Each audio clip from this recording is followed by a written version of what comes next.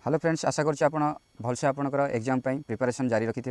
आप जानते फेब्रुआरी 20 तारिख रु एसएचजीडी एग्जाम आरंभ हो मार्च 7 तारिख पर्यंत एग्जाम जारी रही।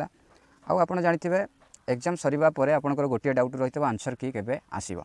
आपन किसी व्यस्त हूँ ना, आंसर की यही सप्ताह ही आपनकर पलि आसुछि। आपन जदि आंसर की आसीबा ऑफिशियल साइट रे ही डिक्लेयर हम। ता पूर्व आपन सहजरे केमती एडमिट कार्ड बा आंसर की डाउनलोड करेंगे मुझे आपको ये वीडियो माध्यम ही कहि। आपड़ सिंपली जेकोसी गोटे ब्राउजर ओपन करूँ। ब्राउजर आप सर्च करूँ एग्जाम रिजल्ट इन्फो। आपन को ये इंटरफेस पलि आसो। आपड़ तापर क्लिक करूँ। तापर क्लिक कले आपन को ये गोटे इंटरफेस पलि आसो। ये इंटरफेस पलि आसो। तापर आप क्लिक करूँ।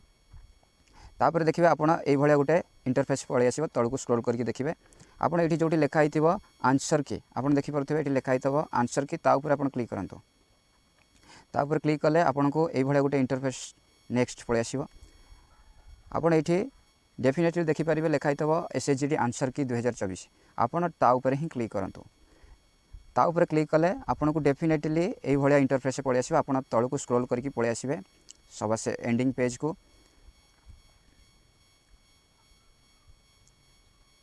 आपड़ ये देखिपारे आंसर की लिंक 1 लिंक 2 ये आप देखिपे ये आपंकर ऑप्शन अच्छी। आपड़ ताऊपर क्लिक करूँ। आप क्लिक कलापर ये गोटे आपको इंटरफेस देखा मिले जो थे लिखाई आपंकर कैंडिडेट लॉगिन। ये आपंकर रोल नंबर देकी आप एंटर करेंगे आपंकर रोल नंबर आपंकर पासवर्ड एंटर करेंगे। तापर आप लॉगिन उपर क्लिक करेंगे। लॉगिन उपर क्लिक कले आपंकर आंसर की डाउनलोड हो।